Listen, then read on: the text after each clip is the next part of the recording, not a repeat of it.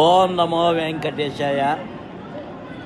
తిరుమలలో 2025 అక్టోబర్ 26 గత కొన్ని రోజులుగా తిరుమలలో కురిసిన వర్షాలతో జలాశయాలు నిండుకుండను తలపిస్తున్నాయి. నీటి నిల్వలు పూర్తి స్థాయికి చేరుకోవడంతో పాప వినాశనం డ్యాం వద్ద ఆదివారం TTD chairman Shri BR Naidu ప్రత్యేక పూజలు నిర్వహించి గంగా హారతి సమర్పించారు. ఈ సందర్భంగా చైర్మన్ మీడియాతో మాట్లాడుతూ తిరుమలలోని జలాశయాలు 95% నిండిపోవడం శుభ పరిణామం అని సంతోషం వ్యక్తం చేశారు.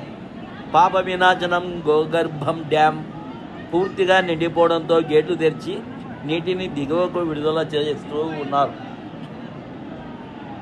భక్తుల అవసరం కోసం తిరుమలలో ప్రతిరోజు 50 లక్షల గ్యాలన్ల నీరు అవసరం అవుతుండగా తిరుపతిలోని కళ్యాణ డ్యాం నుంచి 25 లక్షల గ్యాలన్లు, తిరుమలలోని డ్యాంల నుంచి 25 లక్షల గ్యాలన్ల నీటిని వినియోగిస్తున్నామన్నారు. తిరుమలలో 250 రోజుల నీటి అవసరాలకు సరిపడే నీటి నిల్వలు అందుబాటులో ఉన్నాయని చెప్పారు. డ్యాంలను ఎప్పటికప్పుడు పర్యవేక్షిస్తూ నీటి అవసరాలను సక్రమంగా నిర్వహిస్తున్న ఇంజనీరింగ్ శాఖను ఈ సందర్భంగా ఆయన అభినందించారు.